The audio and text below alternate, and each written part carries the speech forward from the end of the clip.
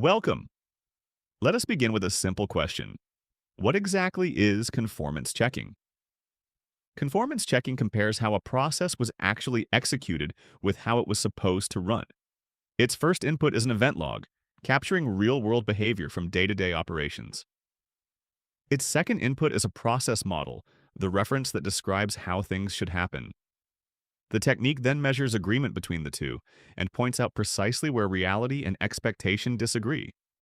So why does anyone actually care about conformance checking? Regulators and auditors rely on it to prove that sensitive processes follow the required controls. Operations teams use it to find hidden bottlenecks and rework loops that drag down performance. Compliance officers turn its output into evidence for ISO, GDPR, and SOX assessments. And management uses the results to justify process redesign investments with hard numbers instead of anecdotes. Conformance checking always needs two ingredients before it can run.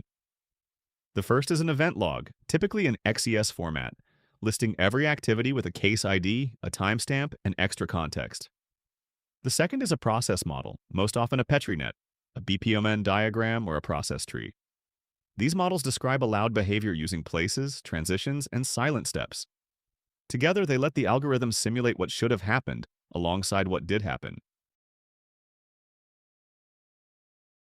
Before we talk about replay algorithms, we need one concept that trips up almost everyone new to process mining. A silent transition is a model step that fires without any matching event appearing in the log. It is also called a tau transition, or an invisible step, and you will see it drawn as a tiny unlabeled black box. Think of ordering coffee. You may optionally add sugar, but when you skip it, no sugar skipped event is ever recorded. That skip is a silent transition, invisible in the log yet essential for the model to describe optional branches honestly. Silent transitions matter because they boost fitness, but can quietly damage precision, as we will see soon. In practice, every conformance checking study follows roughly the same 5 steps. First, we load and prepare the event log so it is clean and well typed. Second, we obtain a process model, either discovered from the log or imported as a reference. Third, we replay every trace on the model and record where tokens match or mismatch. Fourth, we compute the 4 quality scores that summarize agreement. Fifth, we drill into per trace diagnostics to explain any deviations we found. Token-based replay is the most intuitive conformance algorithm, so let us start there. We begin with a token sitting at the initial place of the Petri net, ready to move. As the algorithm reads each event, it fires the matching transition and moves the token forward. A missing token means a required marker was simply not available when we needed it. A remaining token means a marker was left behind at the end. Both signals mark a deviation. Alignment-based conformance is more rigorous than token replay, and it answers a sharper question. It finds the cheapest possible repair between the log and the model. A sync move is the happy case. The log event matches the model step perfectly. A log move signals an event that has no counterpart in the model. A model move signals that the model expected a step that never actually occurred. Let us zoom in on fitness and make the definition stick with a friendly analogy. Fitness asks one simple question. Can the model replay every trace you actually observed? Imagine a music score and a band that recorded a live concert. Fitness measures whether the score can reproduce every note you heard. If each trace plays through the model without missing or remaining tokens, fitness equals 1.0, a perfect score. If even one note is missing or unexpected, fitness drops. For example, a fitness of 0.9 usually means roughly 10% of traces deviate. In our road finds study, we will see fitness exactly equal to 1. The model replays every mainstream trace perfectly. Precision answers the opposite question, and the same music analogy helps us grasp it. Precision asks whether the model allows only the behavior you actually observed, nothing more. Going back to the score, imagine it also permits jazz improvisations that the band never actually performed. The more extra behavior the score allows beyond what was played, the lower its precision. Precision of 0.5 means the model accepts roughly twice the behavior seen in the log. Our study will land right around that number. A precision of 1.0 means the model is as tight as the log. No surprise paths allowed. Generalization and simplicity are the subtler dimensions, easier to grasp through everyday analogies.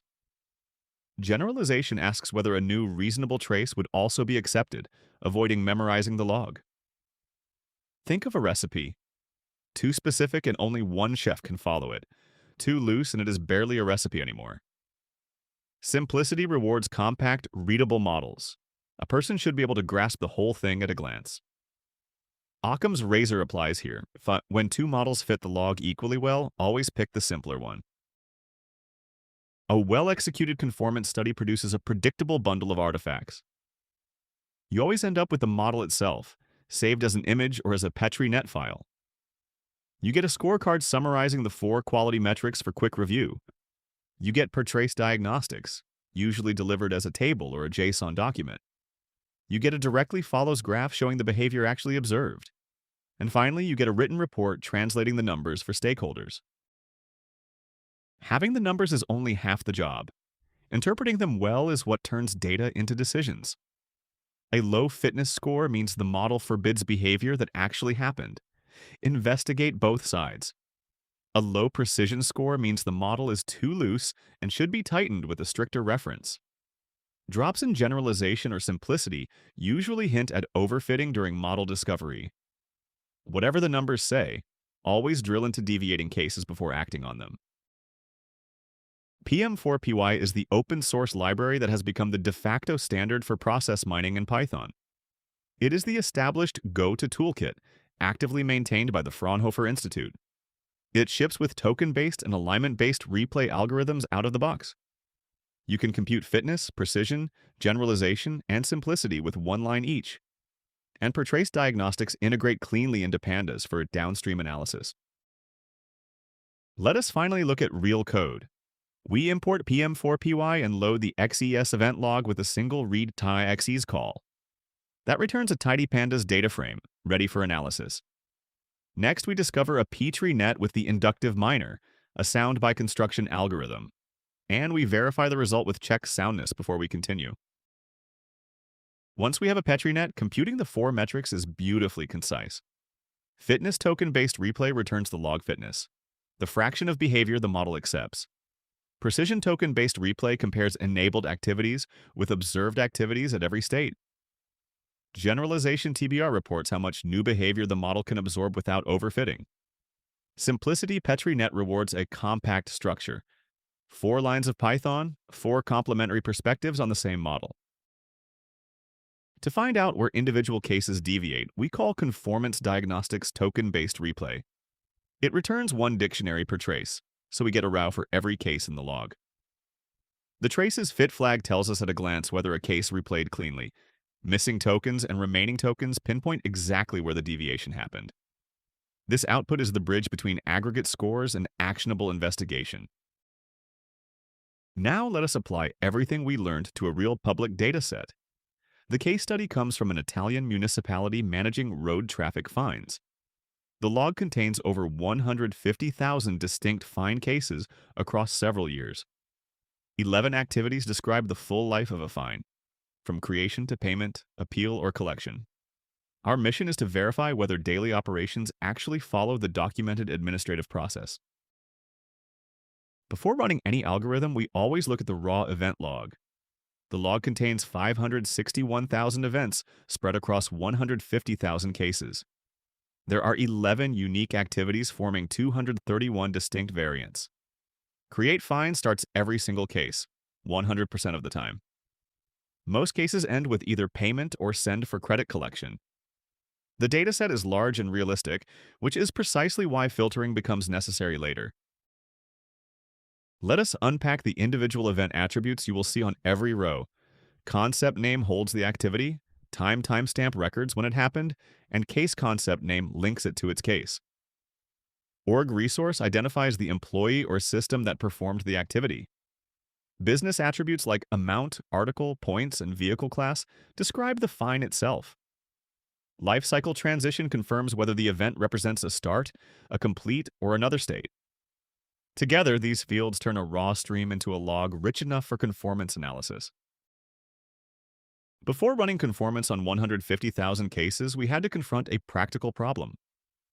Token-based replay on that many traces takes a long time even on fast hardware.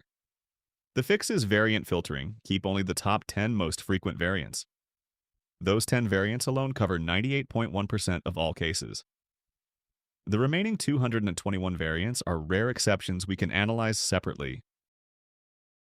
The inductive miner produced this Petri net from the filtered log. Circles are places representing states the process can be in. Named black rectangles are observable activities like create fine, send fine, or payment. Small, unnamed transitions are silent tau steps, modeling optional branches without a label. Our soundness check confirmed the model has no deadlocks, no live locks, and no dead tasks. The headline number from this study is a perfect fitness of 1.0. Every trace replays. That means 0 missing tokens and 0 remaining tokens across 147,000 cases. All of the top 10 variants fit the discovered model without any deviation whatsoever. Per trace diagnostics confirm there is not a single problematic case in the filtered log. A perfect fitness means the model fully captures the mainstream behavior, though problems may still hide in precision. Here is the more interesting number. Precision came in at 0.5159.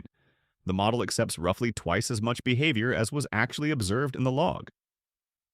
Much of the blame goes to the silent transitions the inductive miner inserted to keep the model sound. Those silent skips let the model reach states that never occurred in practice. When precision drops this low, the fix is to compare against a stricter normative model or to prune the discovered net. The remaining 2 scores tell a more nuanced story about model quality.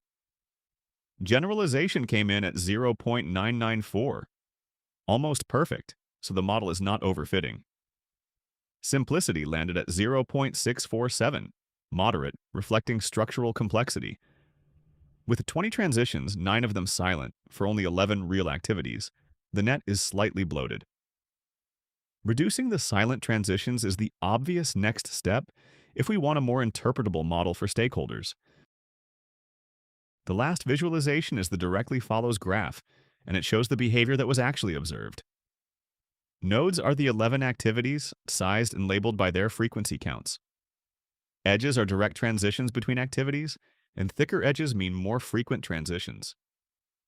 2 dominant routes jump out: create fine then payment, and the longer credit collection path.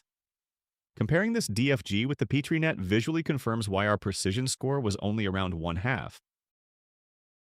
And that brings us to the end of this deep dive into conformance checking with PM4py.